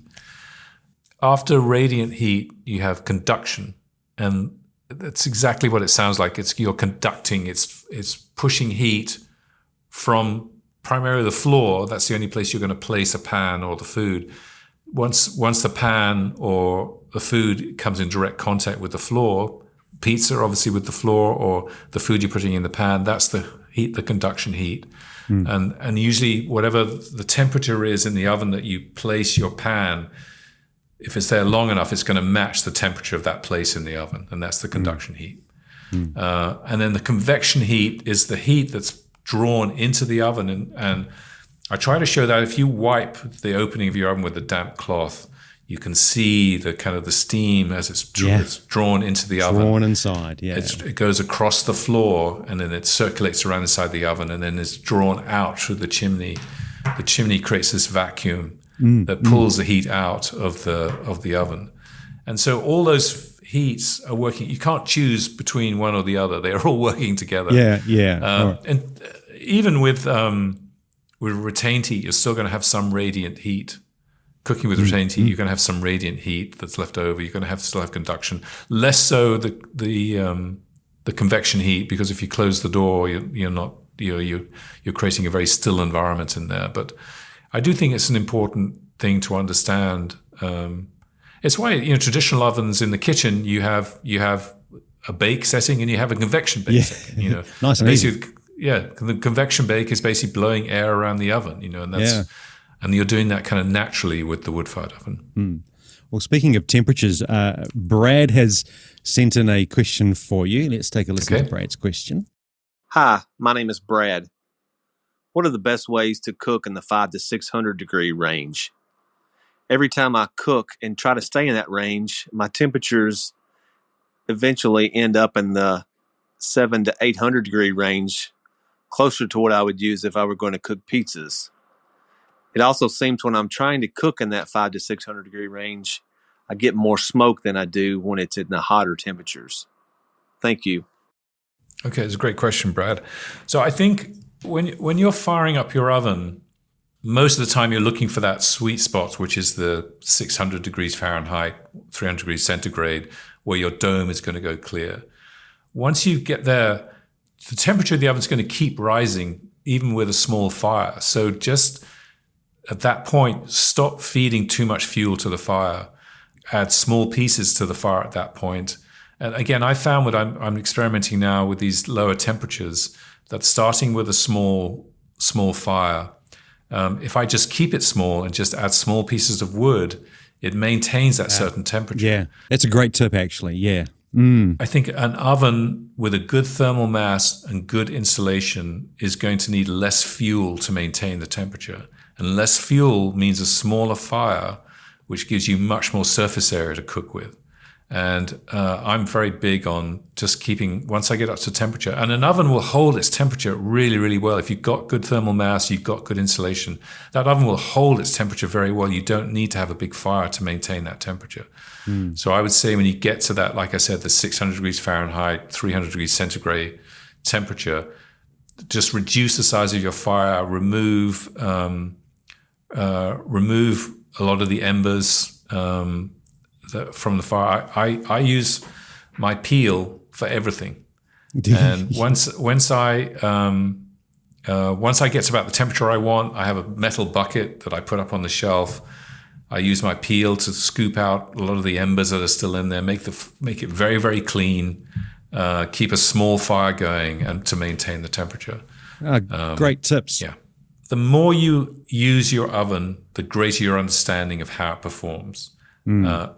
Most ovens are different. My oven's different from your oven, Mark, is different from somebody else's oven. Yeah. And the more you use it, the more you understand how it maintains the temperature, how long it will give you retained heat. So if you just keep using it, and I think fire management is just very, very important. You can't control the temperature in an oven, a wood-fired oven, that much, but you can control how hot it gets by not going over the top with the fire, not continuing to feed. And I think we're going to talk about the andiron at some point. We are. It's coming up. Okay, so we'll wait for that. Yeah. Okay, I'll wait for that. Fried Potato Cakes from Instagram. Great Instagram name, by the way. Says, asking for a bread episode. It's on a very long list of things to do. Haven't you done you've done something though? In the retained heat episode, I showed some loaves of bread that I had made in the oven, but I haven't done a. Didn't you do a bread? I forget the name. No, I did focaccia. Oh, yes, you did too. Yeah, I did the focaccia episode. Yes. There you go. So you've done a bread episode. Tick. I must admit, I'll say this. I'm kind of scared of doing a bread episode because there's such a amazing, and I probably shouldn't be scared about doing it. Again, it's just the fear of not getting it right. If I'm going to do a proper bread episode, I better get it right so I don't. Yeah. Practice. Yeah. I think, honestly, it's not. I have so many other things I want to show in the wood-fired oven other than bread. So, all right. Gary sent in a question while we're talking about baking. Let's have a listen to Gary's question. Hi. What is the best method for a commercial pizza restaurant to utilize their oven for bread production? The oven's getting used for pizza during the lunch and dinner. How do you fire the oven for bread, say sourdough loaves? At the end of the shift, at the beginning of the shift, what's the temperature? Do you inject steam? So on and so forth. Thank you. Well, thanks for your question. That I think goes down to as well as understanding your oven and its thermal mass and its insulation and how it retains heat. So I imagine if you're cooking pizza, let's say up till 10 o'clock at night, I think you just have to start by doing a lot of research and note-taking to figure out how it performs. So if you're cooking up to 10 o'clock at night pizza, that's when you let the fire die. In the morning, you want to take the temperature of the oven and see how long it takes for the oven to cool down between the morning and then lunchtime when you've got to fire it up again for making pizza. How quickly does it lose temperature with the door on? How quickly does it lose the temperature with the door off? You're looking for a temperature of around 500 degrees Fahrenheit or 260 centigrade. That's about the sweet area for cooking bread, so loaves of bread or baguettes. So when does your oven get to that point? Does it get to that point? Is it at that point at 6 o'clock in the morning? If it's still too high at 6 o'clock in the morning, which is usually the time you hear all the time, that's when people bake bread, is very, very early in the morning. Yeah. If it's still too hot, when do you take the door off to let it come down to around about that right temperature? Mm. So I would do a lot of experimenting first to find out when you get to that right temperature with the oven. In terms of adding steam, there are I know there are some wood ovens that have steam injection systems in them. If you don't have a steam injection system, then there are methods like filling a skillet with metal chain, with lava rock, putting that in the oven, and then when you're ready to put the loaves in, you pour a cup of water in there and allow the steam to fill the oven in the very beginning. So I'm not a baker. So I couldn't give you exact advice on how to bake bread, but I think it would start with just understanding your oven and the temperature management. I would start there. And I'd love to know how that goes. I mean, if you want to email Mark or email me through my website, I'd love to hear how it goes because I'm very interested in how certain oven performs. I use a garden sprayer and I load that up with water, pump it, and then if I'm doing bread the next day, I'll all the pressure inside just squirts all the mist inside the oven. Yeah. Put the door on. I mean, I'm no baker at all, but it seems to work. I think there's a fear. There's a slight fear of water and wood oven. Especially a refractory oven. It doesn't seem like they would go very well together. And I think if you put too much moisture in an oven, you can actually probably damage it. But I think using a spray bottle. Or doing the pan in the oven or something like that. I think I tried,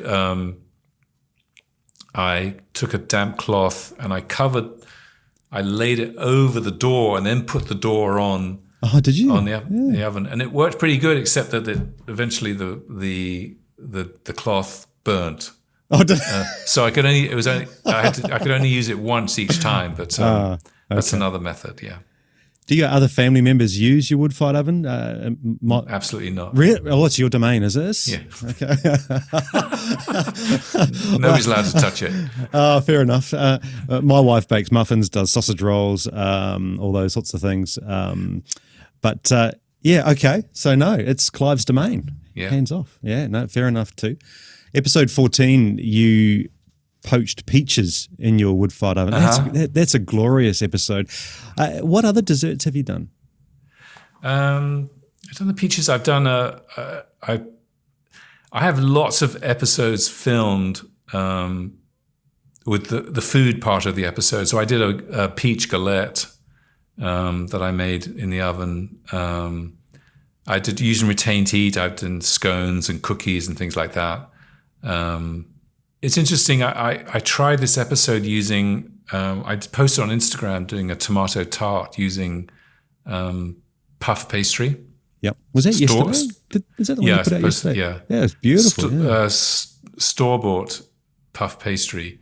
I've experiment with that because I thought I could do that on the floor of the oven like pizza, but pizza dough cooks very quickly, and puff pastry needs longer time to cook, so it started burning the edges, and by the time it was burning the edges, the bottom of the pie hadn't cooked enough, and it was hard to move around with the peel. Was it? So I had to experiment with that. I think I have to try heating up a metal pan and putting the pie in the pan, the hot pan, so it cooks the bottom.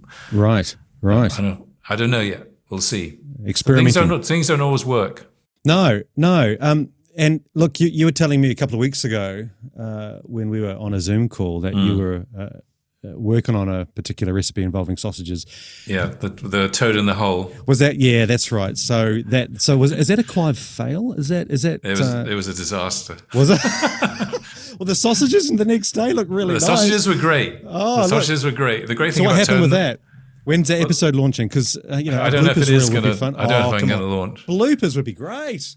Yeah. It would make all of us feel like you're human and not, the wood-fired oven. That's true. Right. That's true. Yeah. I wasn't sure if toad in the hole was going to work because the traditional recipe for toad in the hole, making it in a traditional kitchen oven, is you get it up to a very high temperature, which you can do with a wood oven. Make sure you have lots of some kind of oil in there or fat, and then you pour the batter in, close the door, and leave it. You don't touch it and let it. No peeking.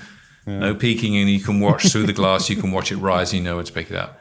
I wasn't sure if it was going to work in the wood-fired oven, and it didn't. So a few things happened. I think maybe because of the convection heat, and if you have your pan facing in one direction, the side closer to the opening is not going to get the same amount of heat.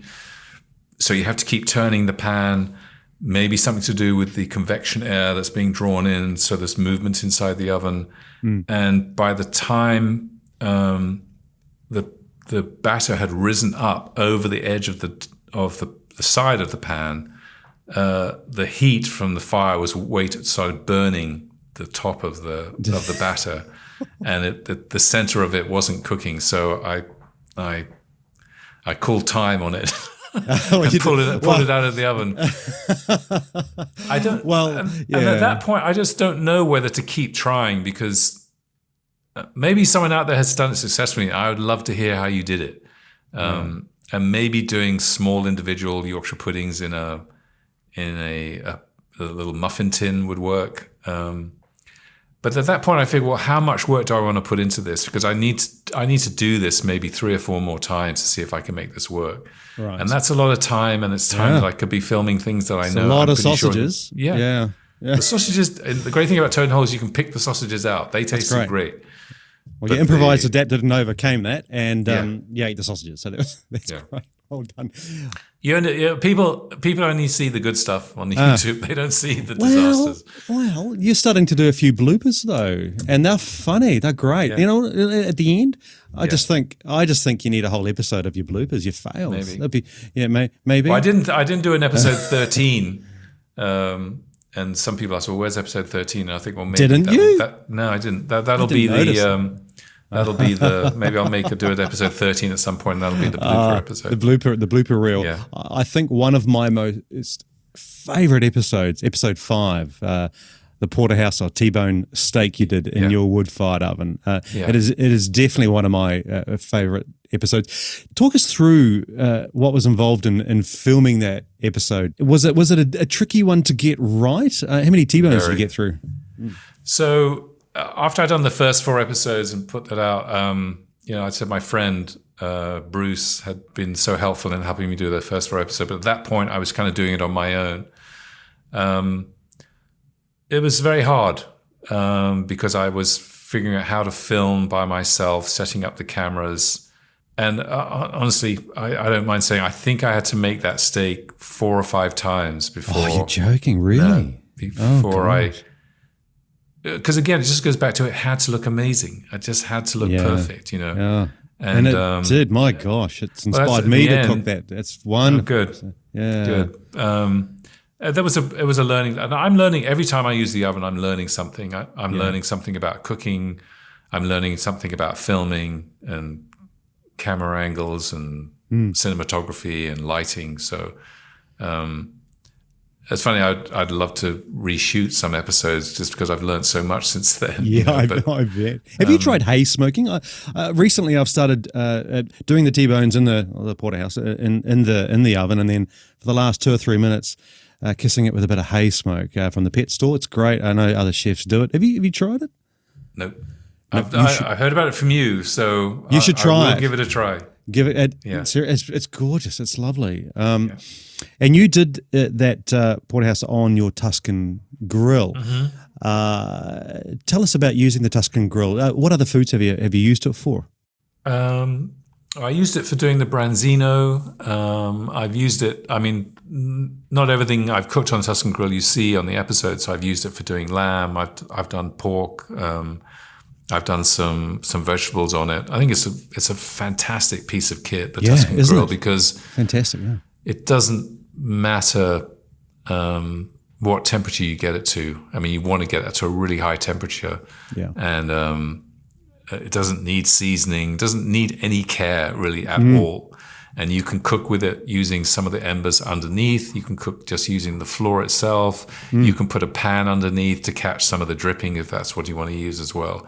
It's a great. The one I have is made by a very well-known chef in the U.S. He's very well known for his barbecue work. His name is Steve Raichlen, and he manufactured that. You can't buy it anymore, unfortunately. I haven't seen it anywhere, but it's a fantastic piece of kit, I think. Vinny's got a question from Connecticut. Okay. Let's have a listen to Vinny's question. Hi, I'm from Connecticut, and I was wondering if you could give a little bit more detail on the types of wood that you're using in the wood-fired ovens. Thanks. So, it's a great question. I primarily use olive because being in California, there's a lot of olive, a lot of almond, and a lot of oak, and they're readily available. And I have a guy that I can call up and say, look, I need some wood, one of those three. He'll actually cut it for me. I used to cut it myself. I think I remember you and Adrian talked about using the Kindle cracker. Yeah. Yeah. I think he's got one. I would never cut my own wood again. No, I'm over it. No, me too. Yeah. It's hard enough work, you know. We had an olive tree on our property that died, and I thought, oh well, it was sad to lose the tree, but the benefit is it's lots of wood there, you know. Yeah, but it's got to be chopped down. I rented a hydraulic log splitter, you know, and I just don't care to do all that stuff now. I'd rather if somebody else can do it for me, then absolutely. Yeah. Oh, I couldn't agree with you more. But I think you got to. The best wood is the wood that's going to be native to your area. Yeah. And I would call a local firewood supplier and just ask them what are the good hardwood, good hard seasons wood. I mean, that's what you really want. You want. So I mean, I think almond is a great wood, but I find it's not as hard as oak and olive. You know, and a harder wood is going to burn longer. It's going to burn hotter. You're going to use less of it. So you want seasoned hard wood to put in the oven. Yeah. And I think depending on how much you're having delivered, you want to make sure you store it in a place that keeps it dry. That's why I have that space underneath the oven. Yeah. Keeps it very dry down there. I have the doors on there that stop any kind of creatures from nesting in there as well. So, but whatever's native to your area, I think is the best wood to use. The US is famous for its cuisine, and in particular barbecue and smoking foods. And I love my smokers at home as well. Have you done any smoking? Have you got a smoker? Do you do any of this stuff? Nope. Does it interest you? No. Have you gone to some barbecue joints in California? Yeah, I mean, do you like the food? There's some good places. I mean, actually, I've been to Texas a couple of times. Oh, lucky they have amazing barbecue. Yeah, down there, But I think I know some people, some friends who love to do smoking, and I'm just not interested in learning another skill. I've got such a long list of things to do in the wood-fired oven, and I'm just going to stick with, again, it's that whole idea of stick to what you're good at. Yeah, good on you. Let's have a chat about tools that you use for your cooking. You've done an episode, I think it was 22, on cookware. I'm a huge fan of my cast iron cookware, Keswala's. I've got a couple of tagines, my andiron, my flambardou, which I love to use as well. What tools would you recommend to somebody just starting out? There's so many things to choose from. Yeah, as far as I'm concerned, you need three things. You need a peel, the small long-handled peel, you need a brush, and you need an andiron, and that's all you need. Yeah. I know there are other things like ash scrapers, which I'm sure are great. People love to use them, but I use my peel for pretty much everything. I use my peel for, if I open up the oven and I haven't used it in a week, but there's still ash and, things in there, I'll use the peel to clean up the ash out of the oven. I'll use the brush to sweep everything, to try and get the floor as clean as possible. I use my peel to place fire logs on and off when the fire is on, for moving things in and around the oven. I just don't think you need, I don't think you need to have 4, 5, 6 pieces of tools outside the oven, and you have to pick which one you're going to use. The small long-handled peel is I think I said in the episode, is my Excalibur. That's the tool you need more than anything else. It's so important. And the andiron, that was a revelation to me when I first started using the andiron. It's such a great tool. It helps with the airflow of the wood in the oven, so you're not sticking wood directly on top of embers. It's sitting on the andiron. It allows for the better airflow, which maintains the flame.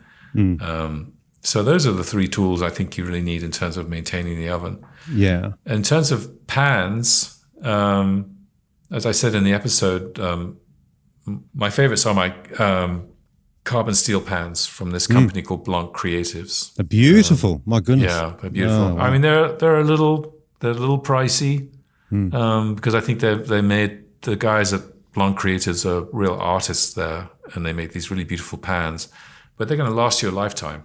So if you're an accountant, you can amortize the pans. If you think, well, I'm going to pay this much if I'm going to use it for the next 10, 15, 20 years, it doesn't sound like so much money.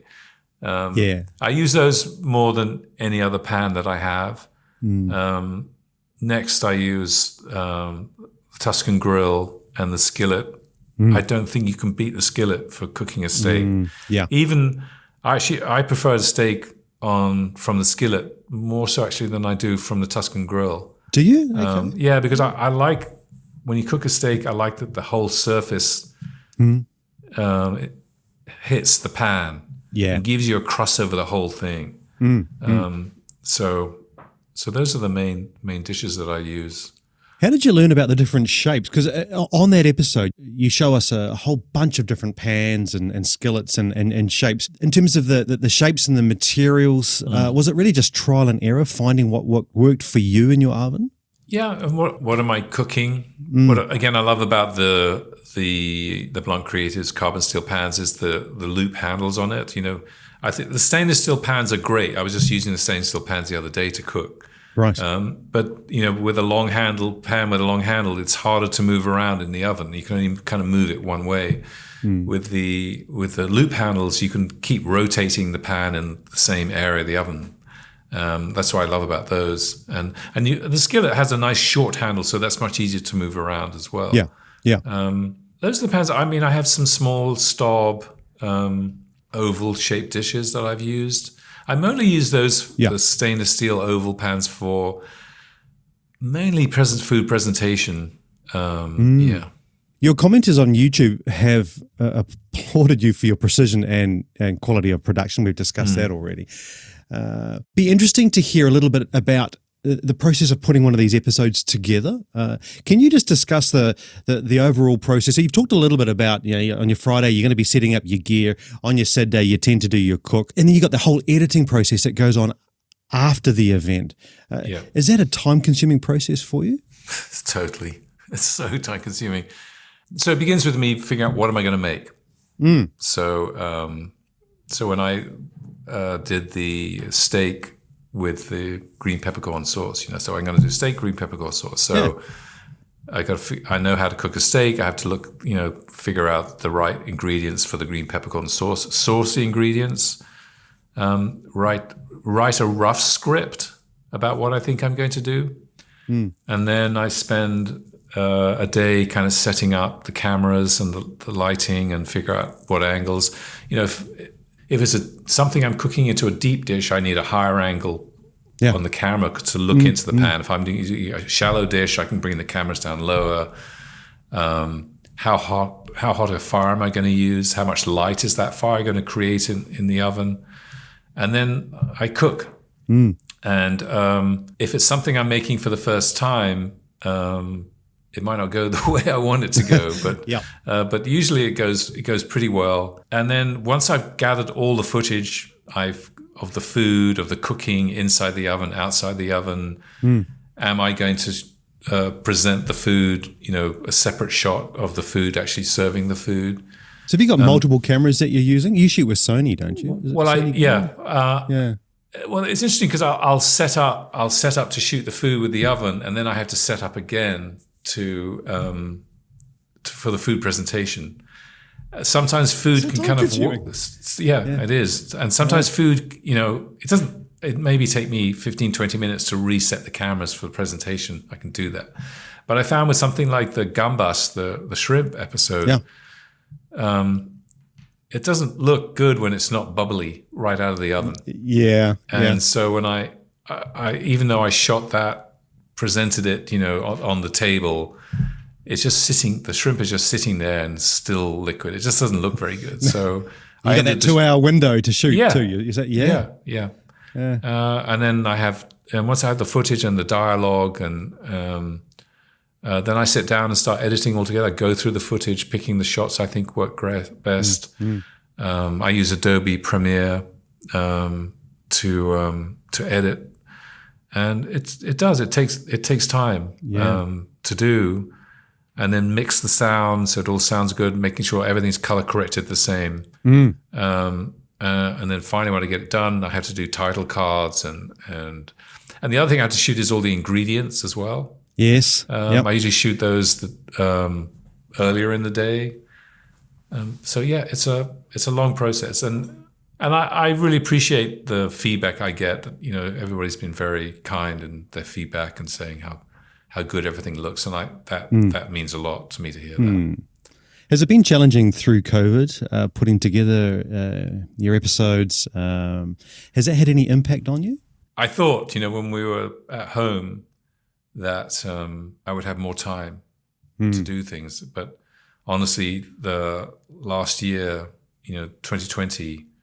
Was a very, very difficult year for us, for our company, and that was our focus. 2020 was our main focus, is keeping our company afloat, because we weren't sure at certain points that we were going to make it or not, as it was for so many other companies in America and around the world. And I feel like now we're just kind of things are starting to get back somewhat to normal. And I'm finding a little bit more time to start filming and cooking. No, that's great. What's one dish that your family would agree is the best that you've done? What do they really like you cooking for them? You have to ask them that.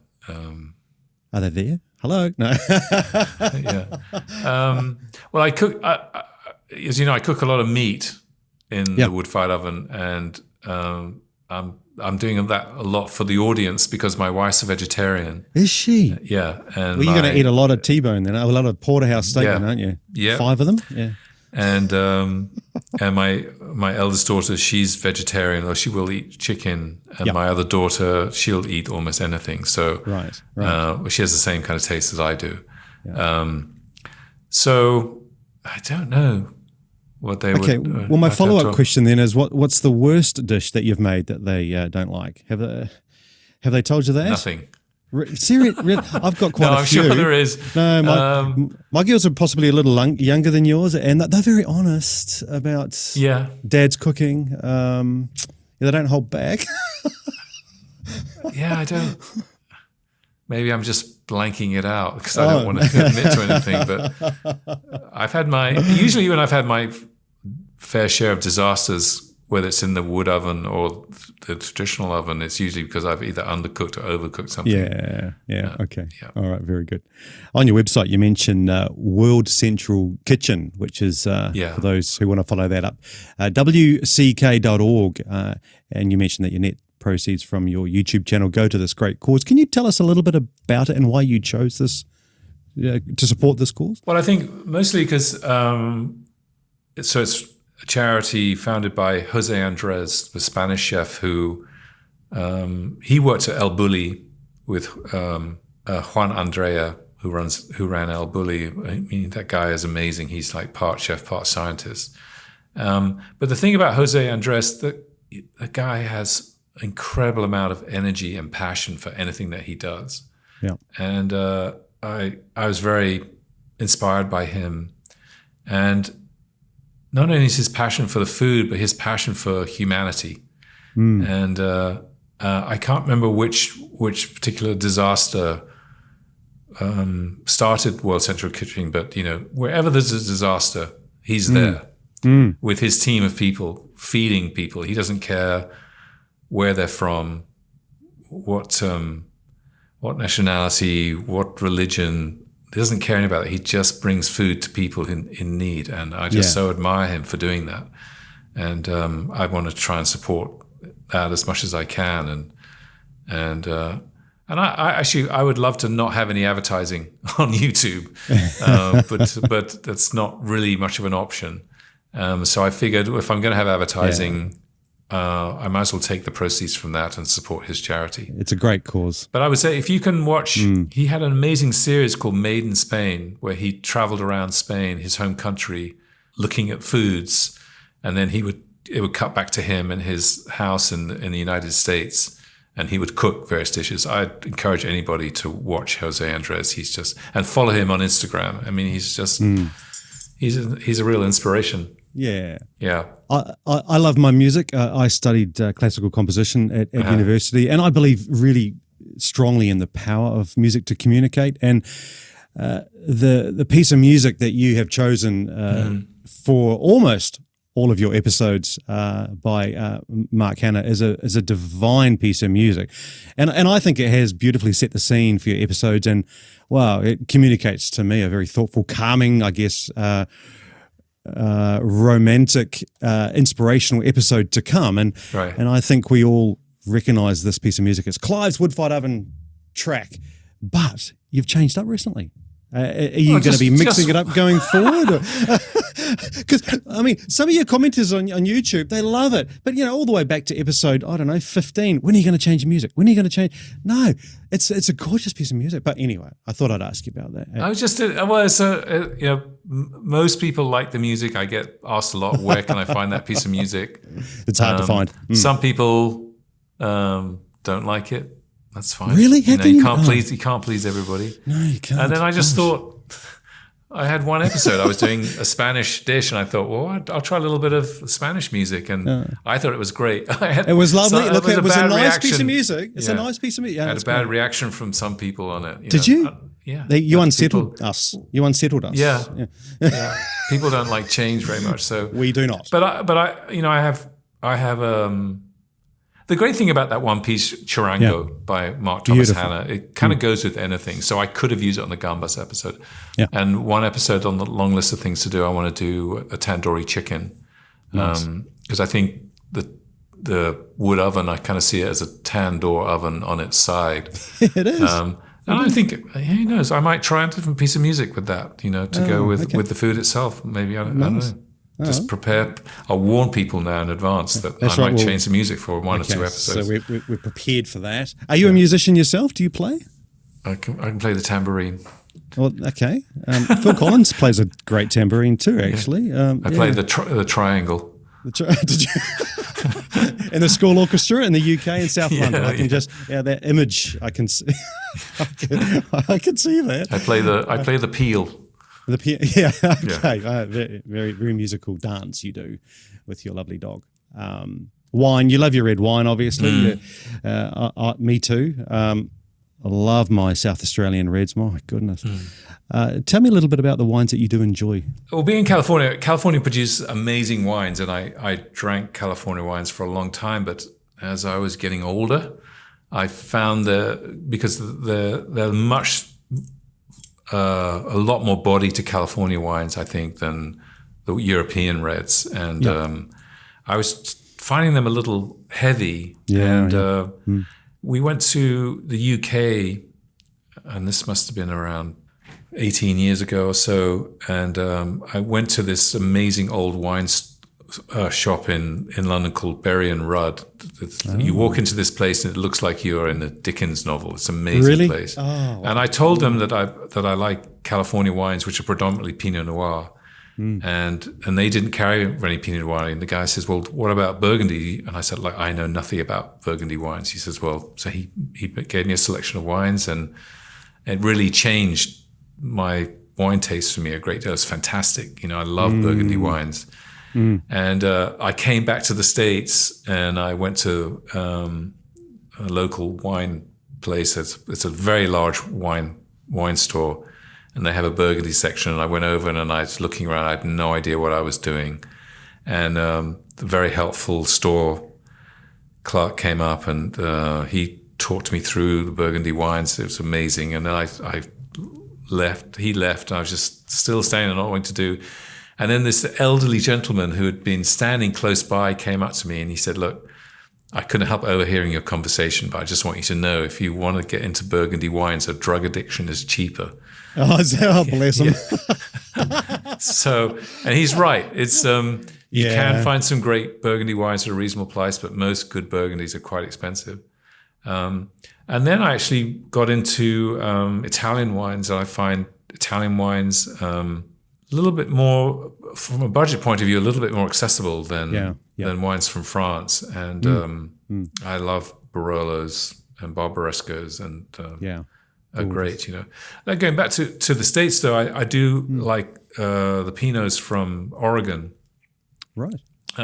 Being further north, they're a much lighter wine, a less alcohol content in them, and I think those are fantastic wines. And I must admit, Mark, I'm sorry, I don't really drink much in the way of Australian or New Zealand wines, but Well, New Zealand, great things about them. Oh, look, New Zealand produces some world-class white wines. My wife really likes them. I like my South Australian reds. They are big, though. They're, like you were saying, they're big, they're heavy wines. We visited Italy a couple of years ago and tried some wine from Montepulciano. It's a beautiful, beautiful region. Do you enjoy cooking with wine? You've done it a couple of times. It's essential. You can't. I just think I can't so good, cook without having a glass of wine nearby. Wine and food go together. I think it was Julia Child said, I cook with wine. Sometimes I even put it in the food. And it's just wine and food. It's a great marriage. Well, what about an episode with food and pairing some wines to your food? Have you thought about doing something? I tried doing that on the last two episodes, which was the Gambas one, which I showed really beautiful Albarino that I did with the, and then I think with the steak with green peppercorn sauce, there was a Burgundy that I did with it. So I think more about that, but. Yeah, we'll see. Speaking about different regions around the world, you've obviously travelled to the UK and up through Europe a lot. Have you been down under? Have you been to Australia or New Zealand, my home country? So mostly on work. So I went once to New Zealand. What did you think? I loved it. the greatest coffee I've ever had. Isn't it? Yeah, it's fantastic coffee. Wellington. Oh my gosh, the coffee in Wellington was food was amazing. People are fantastic. Yeah. And we had a day off. We had a day off work, and we went to some of the wineries around. And you're right, the wines were fantastic. Oh, great. And then at one time I've been to Brisbane and on business, and I loved it there too. Food and wine were fantastic, but I haven't really been one time to each, once to New Zealand and once to Australia.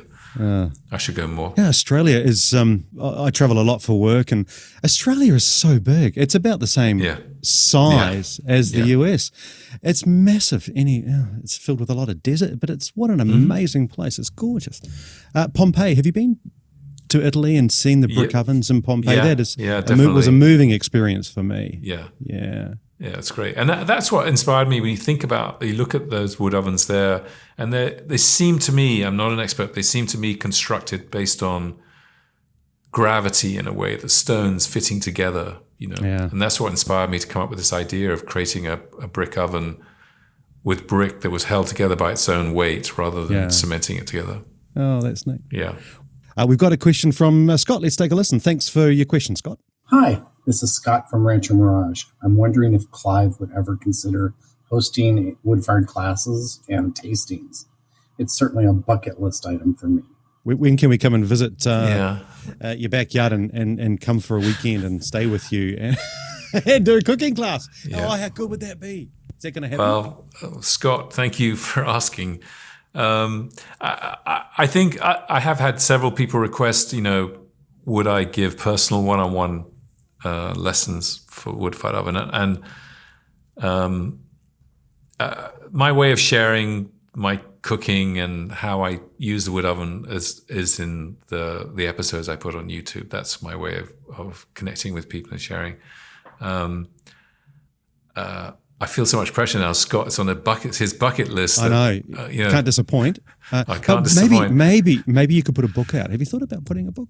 Yeah, again, that's on a very long list of I actually designed the first few pages of a book. Really? But I think I need to see if I can find a publisher who would be interested in doing it. So, but that would be great, though. Yeah. You could do all the backstory, all of the scientific stuff that you're starting to touch on in some of your episodes now. It would be fantastic. Yeah. I realize that because a book is not going to be just about recipes. It has to be about the science of wood-fired, the oven, its construction, all that kind of stuff. So and again, I would put the same standards of quality I put into the episodes. I'd want to do that in the book. So yeah. Oh, One day. Good, Nick. One day. We keep our fingers well crossed for that. A question coming from London. Let's have a quick listen to this one. Hello, my name is Karan. I live in London, and this is a question for the wood-fired oven chef. What would you recommend I do in my wood-fired oven, pizza oven, as a surprise for my family at Christmas? So it could be a meat, it could be a pudding, but your recommendations would be highly appreciated. Thank you. That's a great question. It is a great question. Yeah. I would say if you want to surprise them, do pizza for Christmas. That would surprise them, wouldn't it? Yeah, that's a great question. So I've been asked about if you do a turkey in the oven, I would definitely do the turkey. If you're going to do it in pieces or do a spatchcock, because I think turkey needs a long time and you need the heat to penetrate it. I think if you were using retained heat, is probably the best way to cook a turkey. If you're going to use the fire, I would say you should spatchcock it. What else could you do? I mean, Christmas pudding needs to be steamed, so I don't know about that. Yeah. There's certainly lots of vegetables. Like again, I'm doing currently working on these episodes with baked potatoes. I'm doing potato gratin, roasted potatoes, mashed potatoes. There's those dishes. Oh my goodness, pressure! You could do a cranberry sauce in the wood-fired oven.